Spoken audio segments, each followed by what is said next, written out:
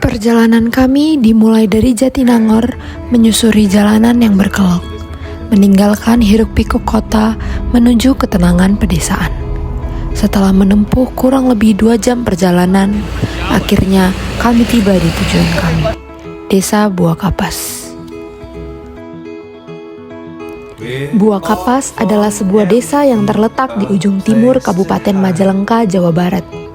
Sebuah desa seluas 1,30 km persegi ini mungkin tampak mungil, namun ia memegang peranan besar sebagai salah satu jantung pertanian bibit di Kecamatan Sindangwangi.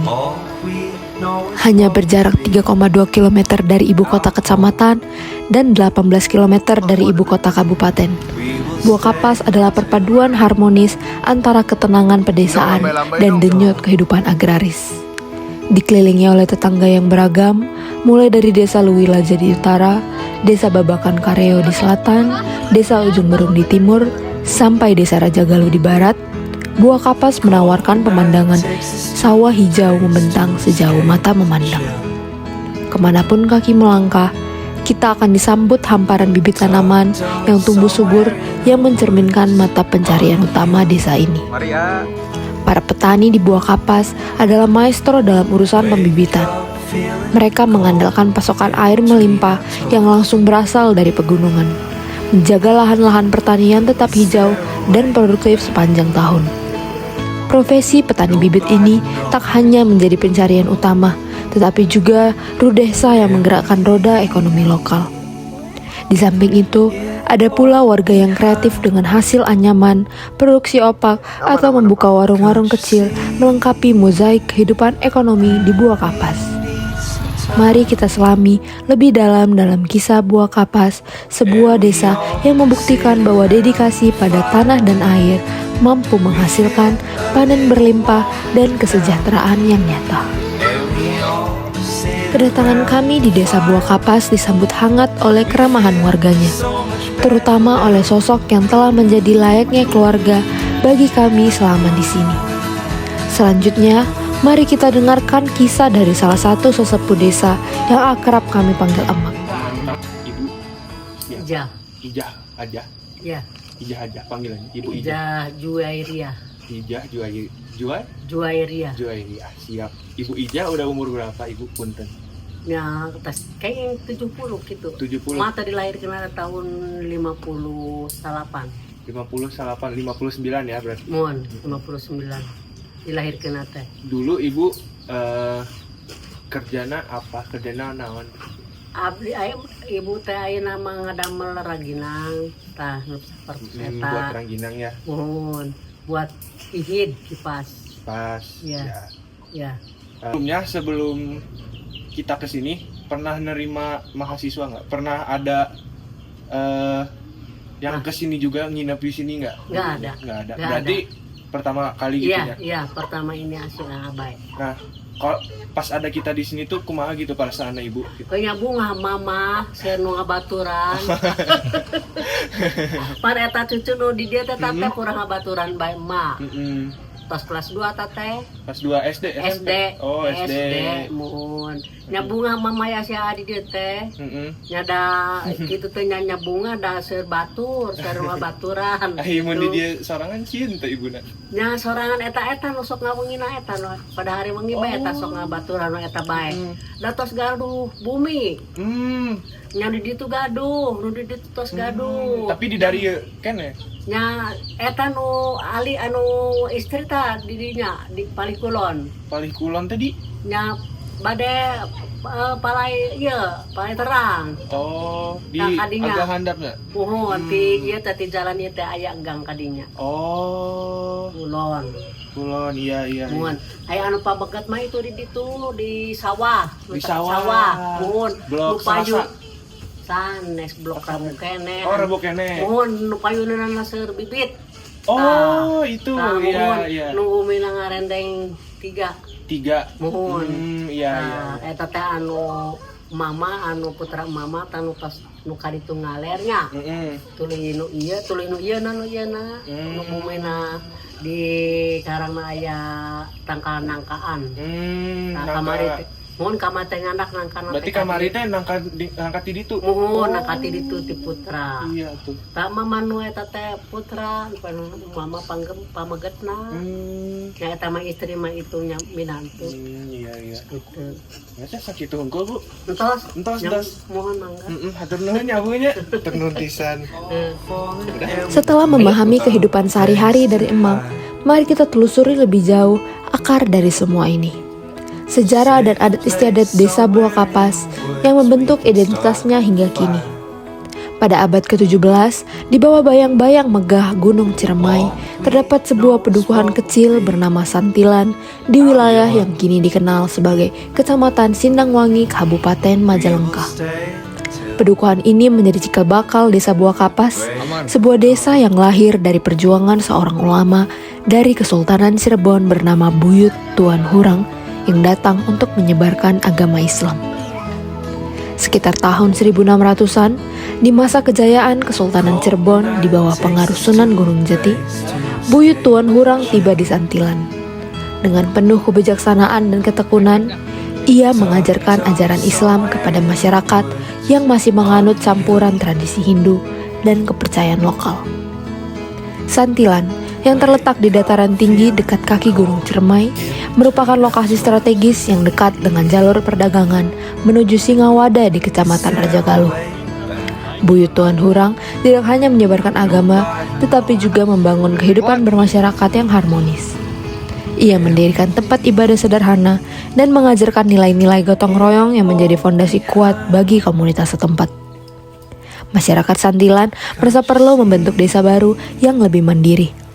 Dengan restu tokoh lokal dan Kesultanan Cirebon, mereka mengambil tanah tambahan dari wilayah Luwilaja hingga akhirnya memenuhi syarat untuk menjadi sebuah desa. Buyut Tuan Hurang sebagai pendiri spiritual desa meninggalkan jejak yang mendalam. Makamnya di Blok Kamis menjadi situs suci yang dihormati.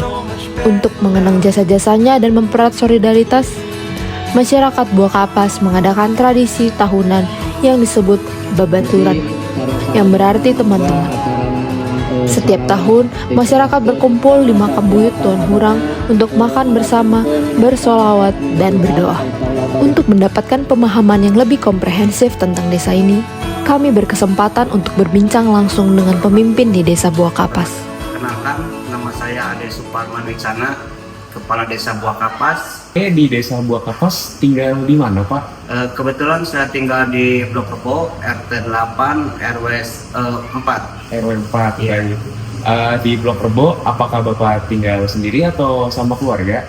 Saya tinggal sama keluarga, berdua sama istri ada. Alhamdulillah. Baik. Pak Ade, kalau boleh tahu, bolehkah Bapak menjelaskan mengenai desa Buah Kapas itu bagaimana sih, Pak? Masa Desa Buah Kapas ya, mayoritas masyarakat Desa Buah Kapas itu bekerja di bidang pertanian, khususnya di bidang bibit hortikultura. Berarti penyembelihan bibit petai, bibit mangga, bibit durian, pokoknya komplit lah segala bibit insya Allah di Buah Kapas ada. Ya, Masya Allah. Baik Pak, kemudian dengan adanya program mahasiswa ke Buah Kapas ini, apa harapan Bapak dan masyarakat dari kami untuk Desa Buah Kapas? Harapan untuk Desa Buah Kapas, alhamdulillah dengan kedatangan mahasiswa dari ITB, alhamdulillah banyak membantu warga masyarakat Buah Kapas, minimal dalam pembibitan. Ya alhamdulillah mahasiswa banyak memberikan pencerahan kepada masyarakat Desa Buah Kapas. Dan kedepannya mudah-mudahan dengan perginya mahasiswa atau pamitnya mahasiswa dari Desa Buah Kapas, mudah-mudahan banyak manfaatnya khususnya untuk warga masyarakat Desa Buah Kapas ke depannya. Baik, mungkin sekian. Terima kasih Dari banyak beliau, Bapak Ade. kami mendapatkan gambaran yang jelas mengenai bagaimana Desa Buah Kapas dikelola dan arah perkembangannya di masa mendatang. Kini saatnya kita melihat langsung denyut nadi kehidupan di Desa Buah Kapas. Dimulai dari bagaimana bibit-bibit harapan masa depan ditumbuhkan. Pagi itu, kami menginjakkan kaki di sebuah sekolah dasar yang menjadi pusat kehidupan pendidikan di Desa Buah Kapas, SDN Buah Kapas.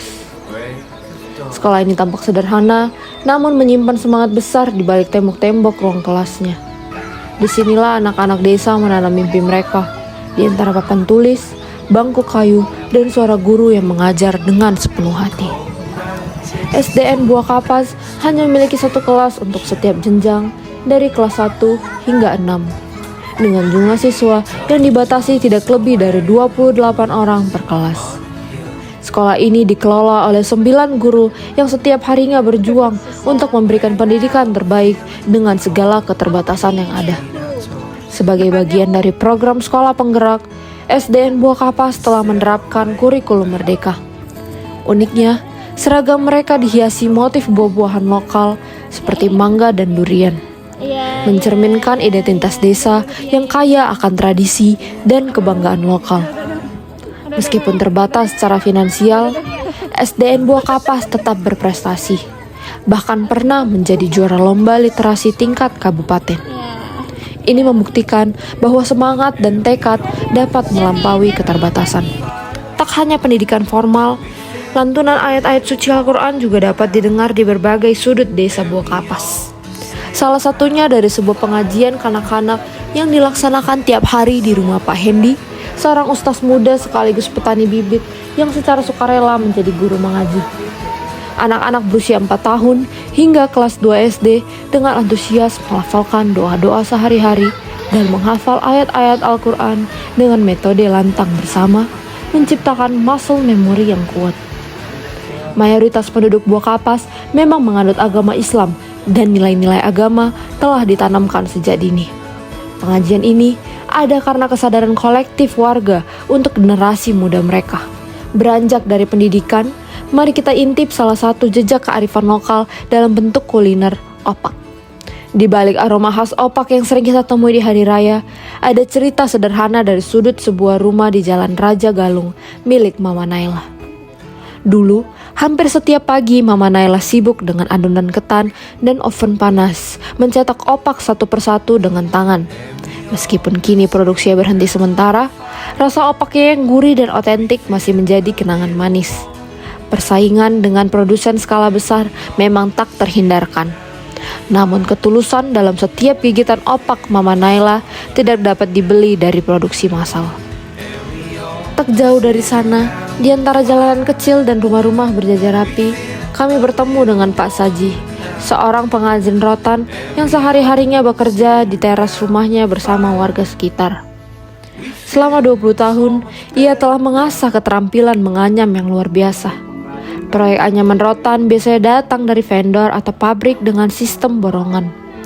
Saat kami berkunjung, Pak Saji sedang menganyam pohon Natal kecil pesanan dari Jogja menggunakan rotan yang ia olah sendiri dari wilayah Cirebon. Ketelitian, kesabaran, dan keterampilan adalah kunci di balik setiap anyaman yang rapi. Perjalanan kami berlanjut ke Blok Jumat, tempat kami bertemu dengan Pak Jojo, seorang pembuat batu bata yang sudah menekuni pekerjaannya selama bertahun-tahun. Ia menjelaskan proses pembuatan batu bata yang dimulai dari tanah liat, dicampur air, dicetak secara tradisional, dijemur, lalu dipanaskan hingga keras. Proses ini memakan waktu berhari-hari dan membutuhkan kekuatan serta kesabaran. Di desa Buah Kapas, pembuatan batu bata memang menjadi salah satu mata pencarian, dengan produksi mencapai 1.000 batu bata per hari. Menariknya, Pak Jojo juga aktif sebagai anggota lembaga pemberdayaan masyarakat, turut serta merancang dan menjalankan program pembangunan desa. Selanjutnya, kami bertemu suami Bu Ihat, seorang petani di desa Buah Kapas. Sawah di desa ini membentang luas di kiri dan kanan, menghijau sejauh mata memandang. Uniknya, warga di sini tak sekadar menanam padi, tetapi juga terlibat dalam pembuatan bibit unggul. Mereka mengaplikasikan ilmu seperti stek dan agrikultur modern, serta bekerja sama dengan pemerintah untuk proyek pengembangan bibit. Inilah membedakan sawah di Buah Kapas dari desa lainnya. Mayoritas warga memang menguntungkan hidup dari pertanian sebagai mata pencarian utama, namun hasil yang didapat bersifat musiman. Oleh karena itu, keberadaan proyek pemerintah sangat penting untuk membantu mencukupi hidup mereka. Dari sawah yang menghampar, kita bergerak ke ujung desa Buah Kapas, hampir menyentuh batas desa tetangga di kaki Gunung Ciremai. Disinilah terhampar kebun alpukat hijau dan subur yang dikelola oleh Kang Ismail. adik bungsu dari Kang Dimi.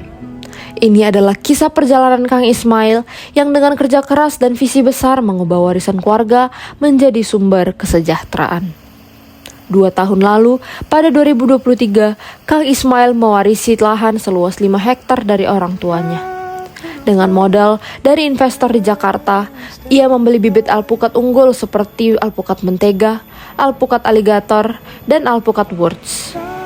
Ia juga menerapkan teknik pencakokan untuk menjaga kualitas varian. Meskipun panen pertama pada tahun 2024 masih minus, investor melihat potensi besar. Dan kini, Kang Ismail digaji untuk mengelola kebun dengan target ROI pada tahun 2026. Panen kini menghasilkan bertonton alpukat dengan harga jual yang menguntungkan. Kang Ismail juga menjalin kerjasama dengan kakaknya, Kang Dimi, menggunakan kotoran kambing sebagai pupuk organik, menciptakan ekonomi sirkular. Visi masa depan Kang Ismail adalah memperluas lahan dan menjadikan kebunnya sebagai pusat wisata edukasi, sekaligus membuka lapangan kerja bagi warga lokal. Tak kalah menarik, di Desa Buah Kapas juga berdiri sebuah kerajaan kambing yang dibangun oleh Kang Dimi, kakak dari Kang Ismail. Sejak kecil, Dimi punya kecintaan khusus pada kambing yang membawanya menempuh pendidikan tinggi di bidang peternakan. Dengan modal dari kakaknya Reni, Kang Dimi memulai langkahnya. Ia membeli kambing betina peranakan unggul hasil persilangan etawa dan lokal, dan kemudian mengawinkannya dengan kambing Saanen dari Australia, menghasilkan keturunan yang lebih produktif. Kandang dirancang inovatif, 2,5 meter di atas tanah dengan lantai bila bambu berlubang, menjaga kebersihan dan memudahkan pengumpulan kotoran untuk pupuk organik. Kini, ia memiliki lebih dari 100 kambing dengan 65 ekor sebagai indukan utama. Kambing dewasa menghasilkan 1 liter susu per hari yang diproses menjadi susu segar dan pasteurisasi. Susu kambing Kang Dimi terkenal unik, tidak berbau perengus dan rasanya mirip susu sapi. Perawatan yang cerdas dan hemat serta pengolahan kotoran kambing menjadi pupuk organik yang juga digunakan untuk kebun alpukat Ismail menunjukkan ekonomi sirkular yang kuat.